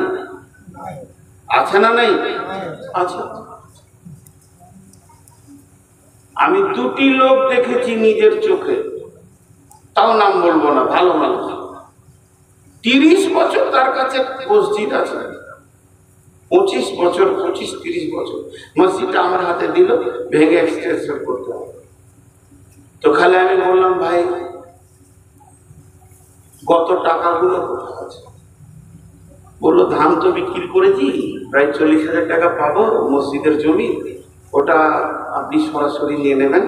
আর যেটা মসজিদের ফটোতে উঠে না, আমার কাছে আছে, পরশু দিয়ে দেবে। 30 বছরের টাকা নিয়ে এসে যখন মসজিদে ঢেলে দিলেন, তো টাকাগুলোকে চিপ ছাড়া করেছে, 1 টাকা লাগেনি। যেমন কারণ যে সপ্তাহে যেটা উঠেছে ওইটাকে ওইরকম কিনাতে কিনে ভরে দিয়েছে, 1 টাকা লাগেনি। এরকম 2টি লোককে দেখেছি, মসজিদের টাকা যেমনকার ওই রকম, ওই নোটটাই ওর ঘরে একটা 500 টাকার নোটকে ভাঙিয়ে খুচরা করে কাউকে দিতে হবে, ও পাড়া পাড়া ঘুরেছে। আর ওর ঘাড়ির ভিতরেই মসজিদের 50-60 হাজার টাকা রয়েছে, যেগুলো খুচরোতে ভর্তি, হাত দেয়নি। 2টা লোক পেয়েছে। এই লোকগুলোকে আল্লাহ বলছেন, এই লোকগুলোকে আল্লাহ কি বলছেন? ওয়ালাম ইয়াখশা ইল্লাল্লাহ, তুই ভালো আমি জানি তোর মধ্যে বেঈমানি নাই, আর তোর বিশ্বাস আছে আমি আল্লাহর কাছে ভালো, আল্লাহর টাকা এদার ওদার করিনি। কিন্তু তুই যে সমাজে বাস করছিস, সমাজের লোক তোকে কথা বলতে ছাড়বে না, মেরে নিলে, লুটে নিলে, খেয়ে নিলে, খবরদার তাদের কথা শুনে যেন আমার টাকা তুই জমা দিয়ে দিস না, দায়িত্ব ছেড়ে দিস না। যদি তুই ছেড়ে দিস, কোন বেঈমানের হাতে চলে যাবে, ভয় তো আমাকেই করবি, আর কাউকে ভয় করিস না। ওয়ালাম ইয়াখশা ইল্লাল্লাহ, আল্লাহ ছাড়া কাউকে ভয় করবি না।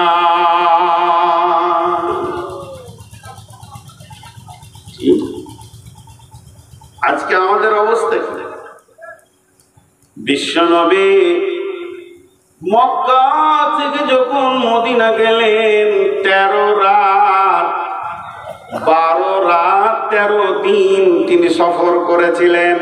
জেদ্দা উপকূল হয়ে লোহিত সাগরের একদম কিনারা ধরে বিশ্বনবী মদিনা মানবরায় গিয়ে পৌঁছালেন। মদিনাওয়ালা বলছেন, ইয়া রাসূলুল্লাহ আমার ঘরে আসেন, ইয়া রাসূলুল্লাহ আসেন। নারী পুরুষ সবাই যেন রসুলের সামনে হাজির। তখন পর্দার আয়াত নাজিল হয়নি। বিশ্বনবী বললেন, আমি আমার উটের লাগাম ধরব না, আমার উট যেদিকেই যাবে আমি তার ঘরে গিয়ে মেহমান হয়ে যাব। হযরত আবু আইয়ুব আনসারীর বাড়িতে একদম পশ্চিম দক্ষিণ কোণে মদিনার এক পাশে তার ঘরে বিশ্বনবী মেহমান হয়ে গেলেন। তারপরে নবীজি বললেন, হে আমার সাহাবীরা, আমি একটা মসজিদ বানানোর প্ল্যান নিয়েছি, তোমরা আমার সঙ্গে উদ্যম হয়ে যাও। সেই মসজিদের তিনি ভিত রাখলেন, এবং ভিত রাখার পর তিনি বললেন, কেউ যদি এই মসজিদে এসে 2 রাকাত নামাজ পড়ে, সে 2টি কবুল উমরা হজের নেকি পাবে। সেই মসজিদটার নাম হলো মসজিদে কুবা। এরপরে বিশ্বনবী বললেন, আমি আর একটা মসজিদ বানাবো, যে মসজিদটা হবে সারা পৃথিবীর দাওয়াতের সেন্টার, তবলিগের সেন্টার। সেখান থেকে তবলিগের বিদ্যুৎ যেন চারিদিকে কেবেলে ধরতে থাকবে। সেই মসজিদটার নাম মসজিদে নববী।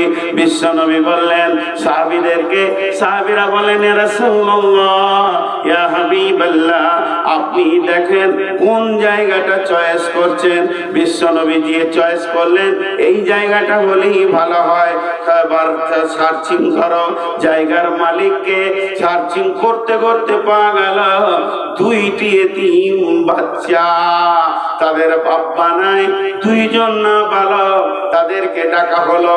দয়ার নবী বললেন সোনামানিক, তাদের গালে হাত দিয়ে, ও সোনামানিক রে, তোমাদের জায়গাটা আমি পছন্দ করেছি, এখানে মসজিদ বানাবো, এবার তোমরা বলো। দুইজনে আনন্দে আত্মহারা হয়ে চোখের পানিতে খুশিতে বলছে না রাসূলুল্লাহ, আল্লাহর জন্য ওয়াকফ করে দিলাম। নবীজি বললেন আলহামদুলিল্লাহ, কবুল করে নিলাম, তবে কিছু মাল না দিয়ে আমি মসজিদে বানাবো না। এবার বিশ্ব নবী তাদেরকে কিছু মাল দেওয়ার চিন্তা ভাবনা নিলেন। ওই দুই ভাইকে তাদের হাতে কিছু অর্থ ধরিয়ে দিলেন। কেন অর্থ ধরালেন এ ব্যাপারে ইতিহাসবিদরা লিখেছেন, তা তো ফিরি দিয়ে দিয়েছিল, কিন্তু অর্থ দেওয়ার কারণ বিশ্ব নবী দেখলেন যদি সামান্যতম মাল না দিই এমনি দিয়ে দিম, তারপরে কাফের বেঈমানেরা বলবে নবী মুহাম্মদ জবরদখল করে এতিমের মাল, ওদের কোনো শক্তি ছিল না, ছিনিয়ে নিয়ে মসজিদ বানিয়েছে, এই কলঙ্কটা পৃথিবীর বুকে হতে দিব না, ইতিহাসকে নোংরা করতে দিব না। তাই তাদের হাতে কিছু অর্থ ধরিয়ে দিয়ে ওই জায়গায় মসজিদ বানালেন, যে মসজিদটার নাম হচ্ছে মসজিদে নববী। কিছু না হলেও ছাদের ভিতরে 10 থেকে 15 লক্ষ লোক নামাজ পড়বে। এই মসজিদটা বর্তমান সরকার যা আছে এর আরো ডবল বানানোর জন্য উঠে বেড়ে লেগেছে। সমস্ত হোটেল 5 স্টার 7 স্টার হোটেলগুলো ভেঙে চুরমার করে দিয়ে মসজিদ বানানোর কাজে নেমেছে। অতএব বন্ধুরে, মসজিদ এমন একটা জিনিস, আল্লাহর ঘর। তাই বিশ্ব নবী বলে গেছেন, মান বানা লিল্লাহি মসজিদান বানাল্লাহু লাহু বাইতান ফিল জান্নাহ।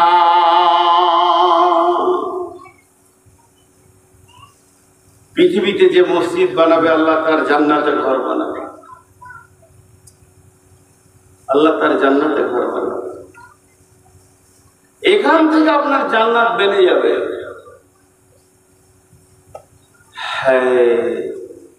কিয়ামতের মাঠে আল্লাহর আরশের ছায়া ছাড়া কোনো ছায়া থাকবে না। সেই দিন 7 ব্যক্তি আরশের ছায়াতে থাকবে, তার মধ্যে একটা হলো রাজুলুন কালবুহু মুআল্লাকুন ফিল মাসাজিদে। ওই ব্যক্তি যার দিল মসজিদে পড়ে আছে, দিল মসজিদে পড়ে আছে। কিন্তু আমাদের অবস্থা খুব খারাপ। इस जमाना के लोग मस्जिद को बैतुल खाला जैसे इस्तेमाल करते हैं। মসজিদে ঢুকছেও তাড়াতাড়ি, বের হয়ে যাবে মাশাআল্লাহ, রাস্তা ছেড়ে দাও গো, টোটোওয়ালাদের যেতে দাও, ওদের বেচা কিনা হয়ে গেল। মাশাআল্লাহ, টোটো হইতে সাবধান, এরা কাকে কখন মারবে ওরাই জানে। যাও, মেলাওয়ালাদের শেষ হচ্ছে, কিন্তু জালসাওয়ালাদের শেষ হচ্ছে। এত বক্তা না কি দরকার ছিল? বলেন আমাকে উত্তর দিন। 2টা বক্তাই তো যথেষ্ট ছিল। সন্ধ্যার দিকে একটা, 10টার মধ্যে শেষ হয়েছিল। আলহামদুলিল্লাহ, তাই হয়ে যাচ্ছে।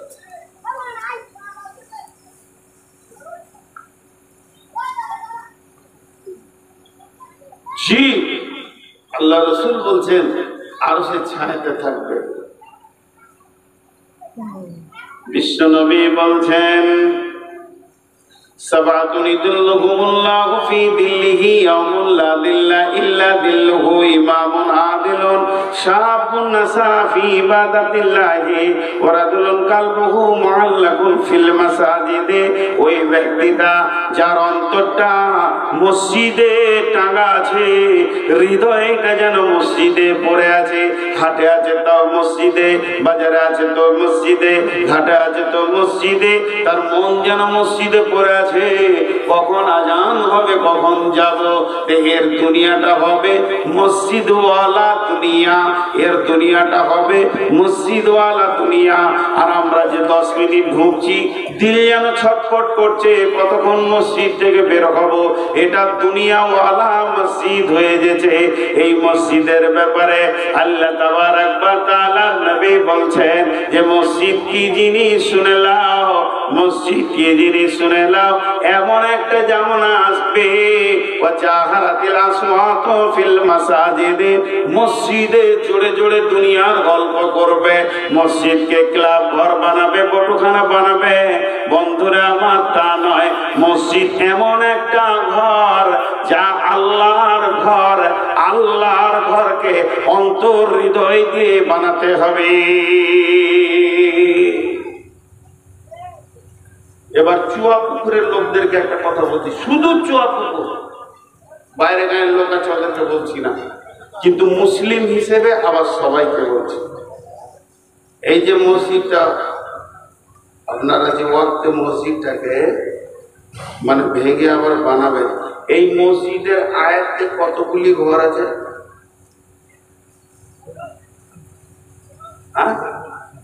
মোটামুটি মসজিদের আয়াতে কতগুলি ঘর আছে?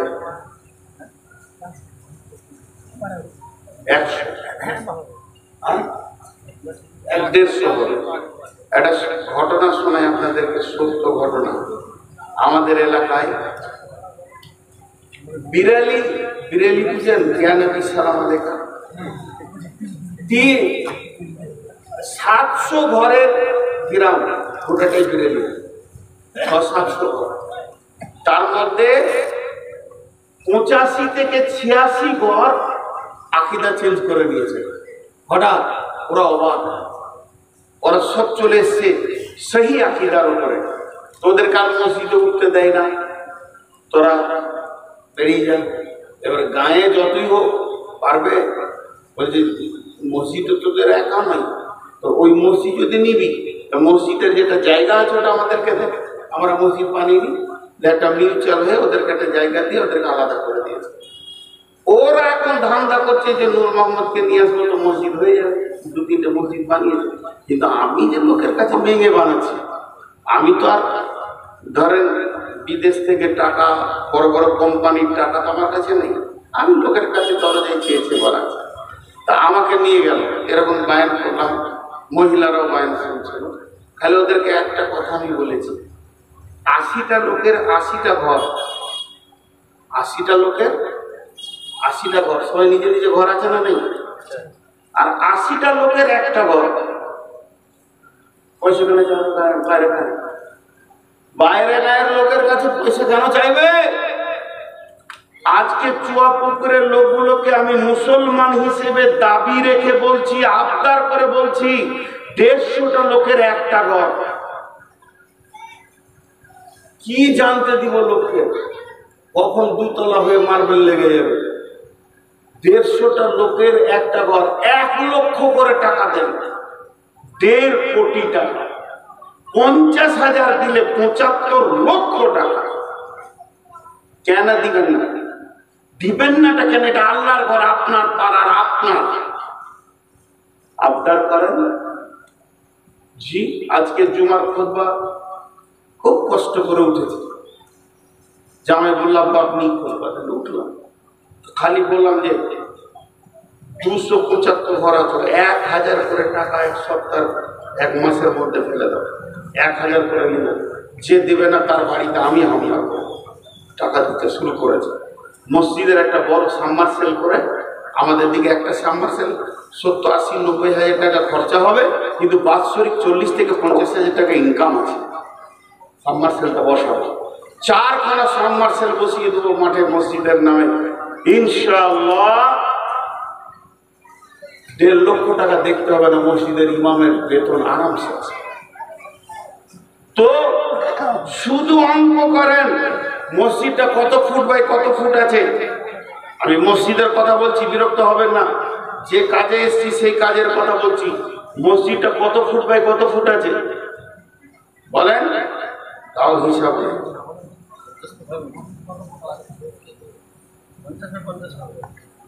জি, হ্যাঁ, 30/70 কি করে হবে? আপনাদের মসজিদ 30-25 হবে, দেখেন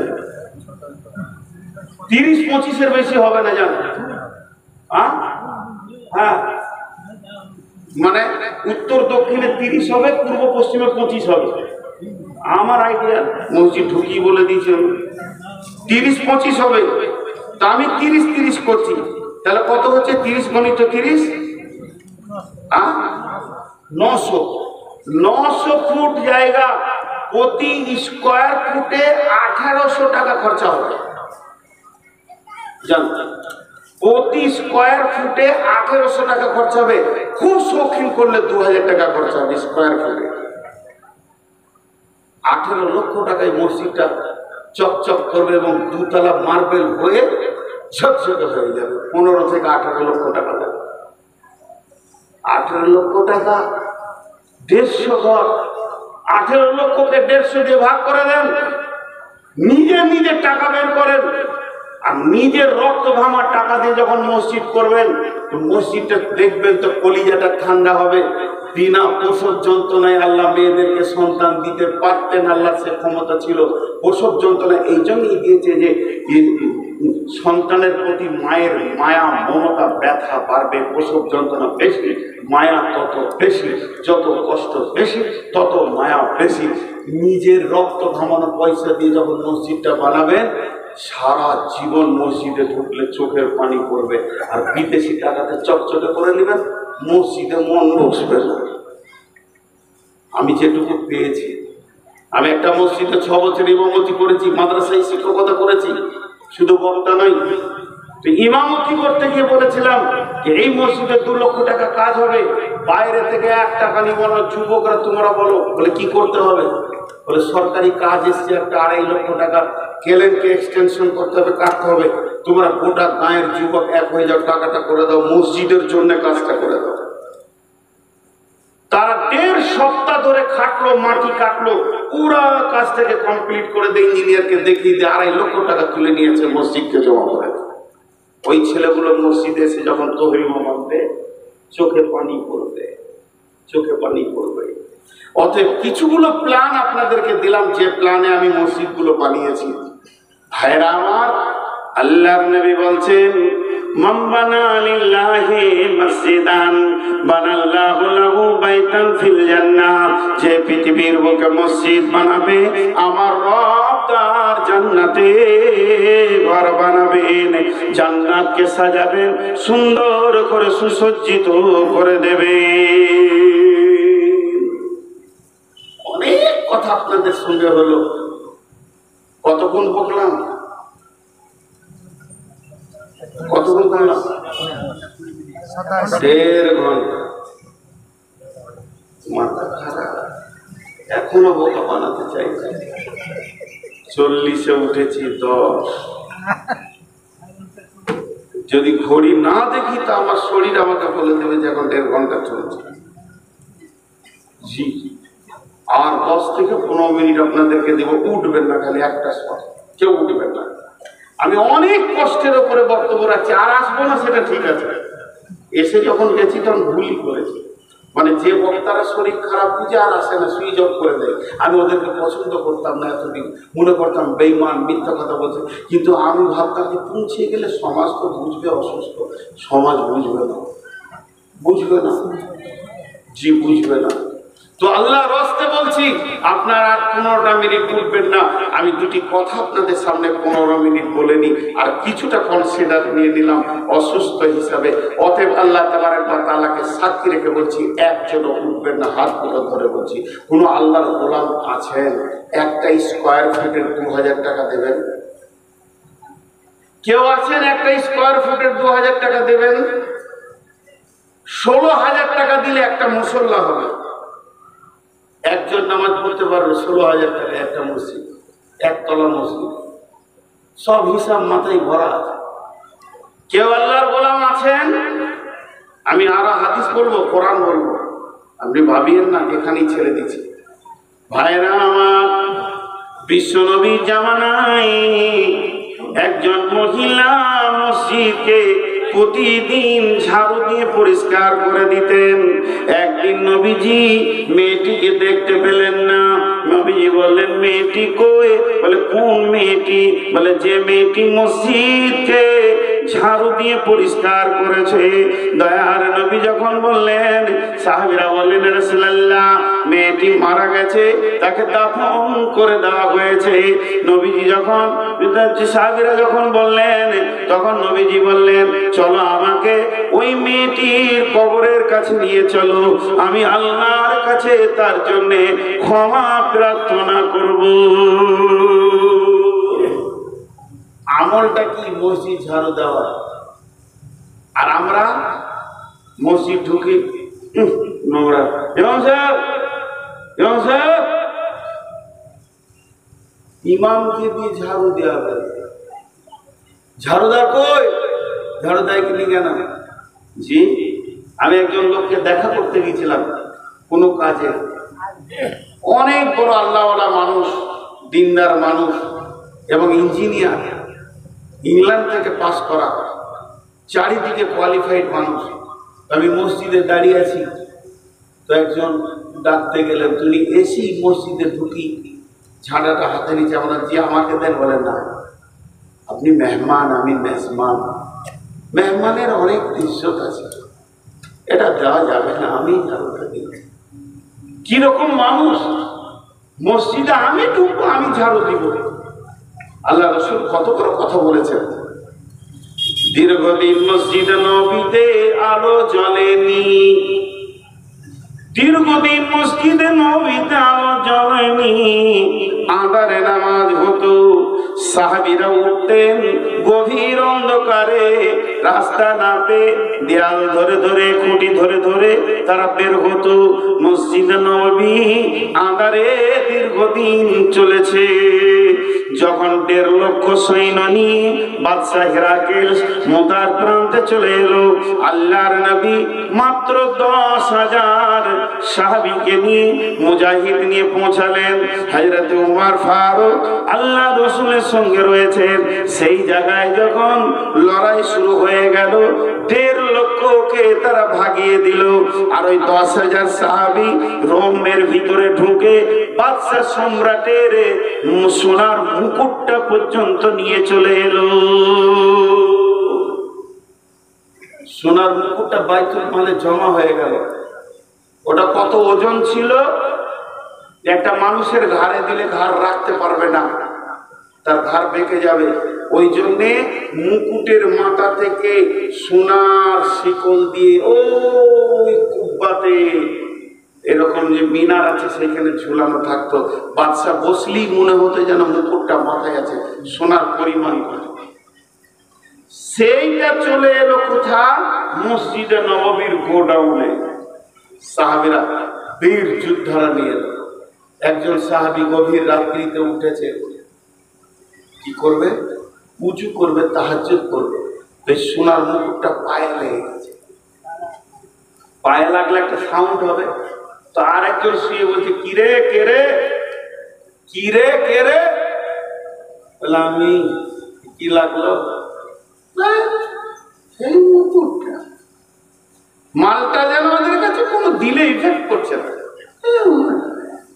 আন্ধারে নামাজ চলছে।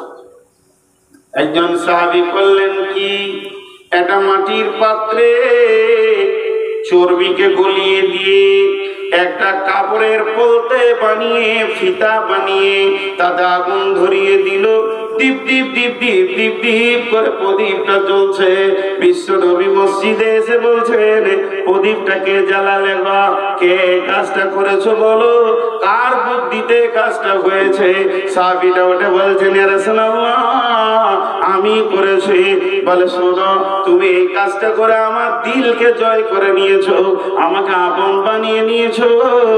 তুমি তাহলে শুনে নাও, আজ যদি আমার একটা মেয়ে থাকতো, 4টা আছে, বিয়ে হয়ে গেছে, বিয়ে হতে যদি কেউ বাকি থাকতো, কিংবা যদি 4 জনের মধ্যে কারো বিয়ে হতে বাকি থাকতো, বা 5 নম্বর কোনো থাকতো বিয়ে, তাহলে তোমার সঙ্গে এখনই বিয়ে দিয়ে আমি জামাই বানিয়ে নিতাম। রসুলের চয়েস কাকে? মসজিদে যে আলো জ্বালে ওকে, এখন মসজিদে যদি কেউ ঝাড়ু দেয় ওকে কোনো মেয়েই বিয়ে করবে, ও অচল। এখন চুল যার সাইড গুলো নাড়া, মাথায় চুল এদিকে কানে ঝুলছে আর এমনি এমনি করছে, মিনিটে 17 বার 18 বার এমনি করছে আর এমনি চুলটা লাগছে, দেখছে আছে কিনা নাই। ওটাই আমার সমাজে সব থেকে দামি দিক, মানে বর, দামি বর চয়েস।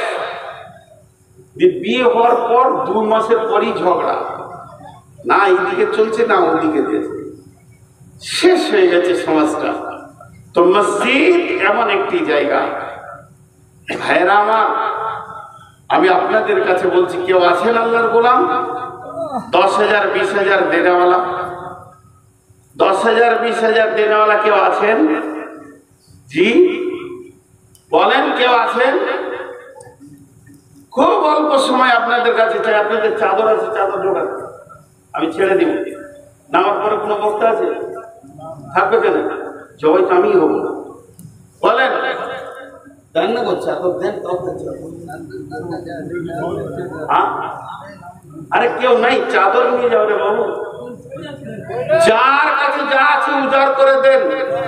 কই রে বাবা, পাড়ার ছেলেরা 2জন করে চাদর ধরে করো। আমি বলছি ওই চাদরে 10 টাকা করে দেবেন না, মসজিদটাকে বানানোর মতো মানসিকতা নেন সকলে। কেন হবে না? কেন হবে না? বিশেষ করে চুয়াপুকুরের ছেলেদেরকে বলছি, আপনার বাড়ির পাশে যদি 3 কাঠা জায়গা বিক্রি হয়, আপনার জমির পাশে যদি 5 কাঠা জমি বিক্রি হয়, কত কষ্ট করে ওটাকে নিয়ে ফেলবেন, তো কষ্ট করে মসজিদটা বানাতে পারবেন না? আরে সামনে আসছে, ওই দিকে যাওয়া রে বাবা। আচ্ছা, এখন আমার ঘড়িতে বাজছে 20, 12টা 20, একদম 12:30টায় ছেড়ে দেবো, মাত্র 10 মিনিটের কনসিডার। তো আল্লাহর রাস্তে বলছি, কেউ আছেন আল্লাহর বান্দা? দেন আমাকে 5,000 7,000 ওয়ালারা বলেন, একটা নাম লিখেন, আল্লাহর রাস্তে একটা নাম লিখে রাখেন, আল্লাহর রাস্তে একটা নাম লিখেন, 10,000 20,000-এর একটা নাম লিখেন। আল্লাহর গোলাম কে আছেন? আল্লাহর বান্দা কে আছেন? একটা 10,000 20,000-এর নাম লিখেন, একটা 5,000 বলেন। এতগুলির ভিতরে একটা 5,000 বলেন, 5,000। গ্রামের যুবকদেরকে বলছি, বিশেষ করে আপনাদের মসজিদ আপনাদের কি বানাতে হবে।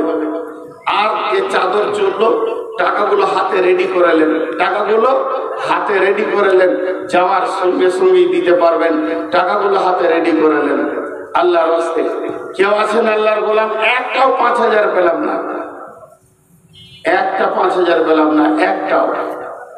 জি আল্লাহর গোলাম কেউ আছেন একটা 5,000 দেনেওয়ালা? একজন দেন। একটাও নাম আসছে। আসলে আমাকে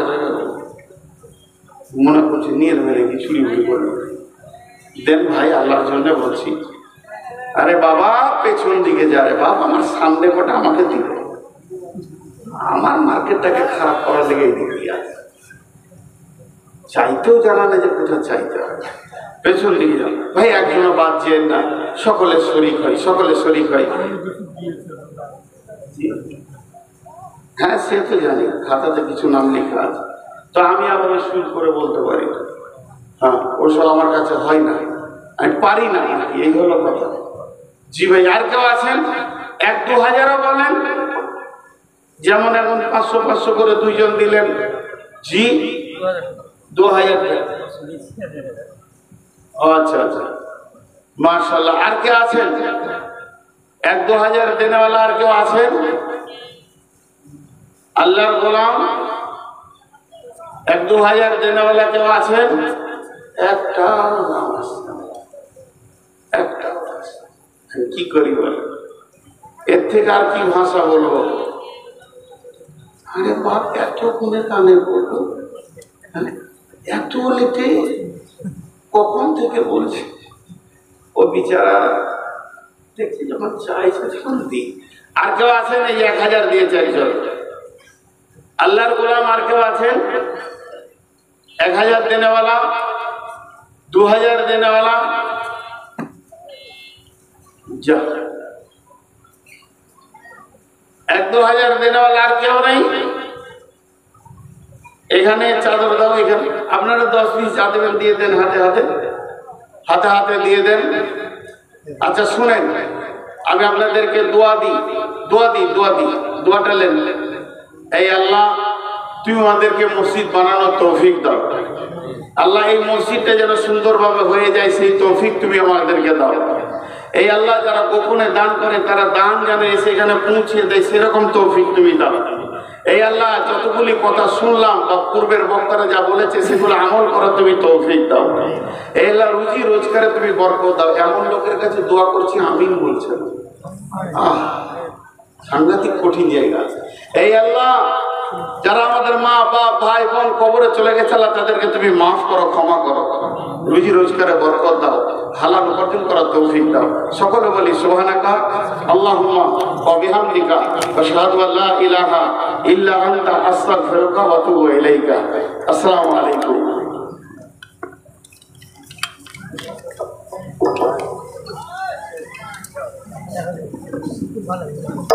জি